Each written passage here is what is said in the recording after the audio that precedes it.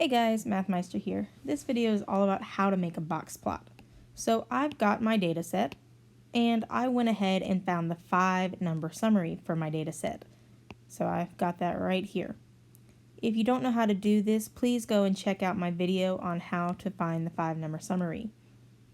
Now, when I go to make a box plot, I want to start by drawing a number line. So I'm going to draw my number line. Now I see that the range of my data is 10. Because my data is spreading out from 2 to 12. So I want to make sure that I have enough places on my number line to get from 2 to 12. And I'm actually going to go from 0 to 15, I think. So I'll just go ahead and start labeling that.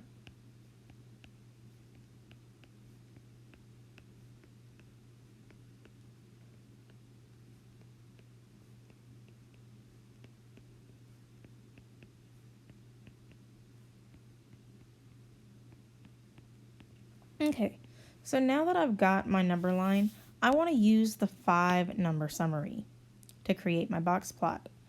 I'm going to start with my minimum value. My minimum is at 2, so I'm just going to place a dot above 2. That's going to be my minimum. My Q1 is 3, so I'm actually going to place a line right there at 3.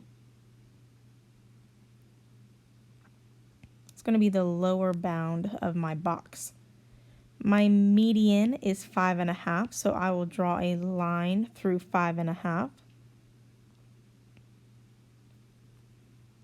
My Q3 is 9, so I'll draw a line at 9. That's going to be the upper bound for my box.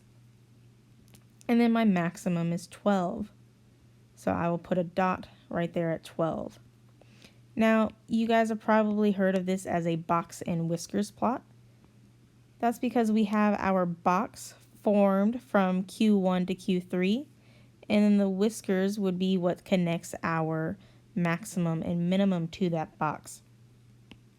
So I've got my 5-number summary on my box plot where I have my minimum, I have my Q1, I have my median, I have my Q3, and I have my maximum. And that's how you make a box